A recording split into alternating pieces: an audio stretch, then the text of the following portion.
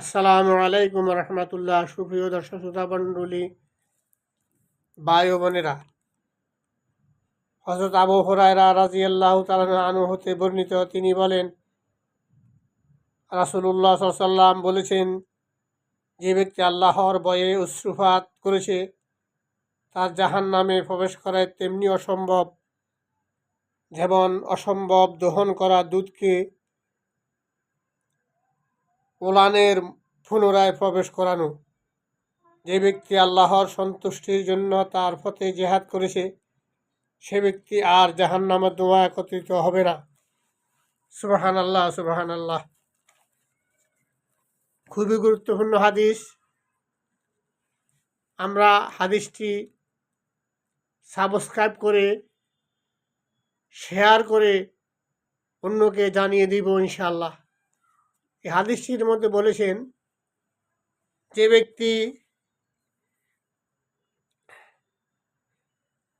আল্লাহর ভয়ে কান্দে, ক্রন্দন করে, জাহান্নামের ভয়ে, আল্লাহর আযাবের ভয়ে, কবরের আযাবের ভয়ে, ফুলসরাতের ভয়ে, হাসরের আযাবের ভয়ে ক্রন্দন করে, সেই ব্যক্তি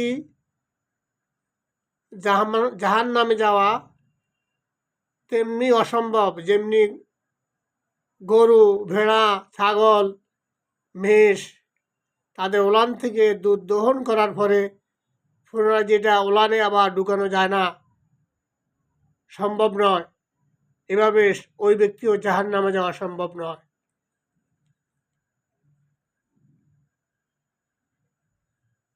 আর যে ব্যক্তি আল্লাহর সন্তুষ্টির জন্য তার পথে চেষ্টা করে, সাধনা করে, সংগ্রাম করে, জিহাদ করে, জাহান্নামের ধোঁয়া আর সেই একত্রিত হবে না, অর্থাৎ জাহান্নামে সে যাবে না।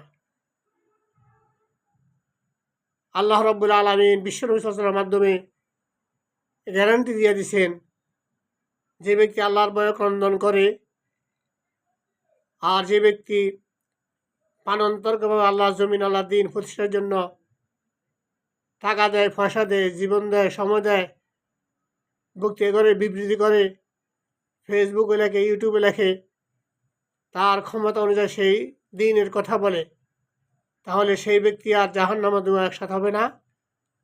আর যে ব্যক্তি আল্লাহর ভয় ক্রন্দন করে সে ব্যক্তিও গরু, ছাগল, মহিষ, ভেড়া ওলান থেকে দুধ বাহির করার পরে যেভাবে ওলানে আর ঢুকানো যায় না, সেভাবে জাহান্নামও তাকে স্পর্শ করতে পারবে না। মহান রব্বুল আলামিন আমাদেরকে জাহান্নামের কঠিন আযাব থেকে রক্ষা করুন। আল্লাহর ভয়ে বেশি বেশি কান্নার তৌফিক দান করুন এবং আল্লাহর পথে সাধ্য অনুযায়ী, ক্ষমতা অনুযায়ী দান খয়রাত করা, ইসলামের জন্য জিহাদ করা, সংগ্রাম করা আমাদেরকে তৌফিক দান করুন। আমা তৌফিক ইল্লা বিল্লাহ। আসসালামু আলাইকুম ওয়া রাহমাতুল্লাহ।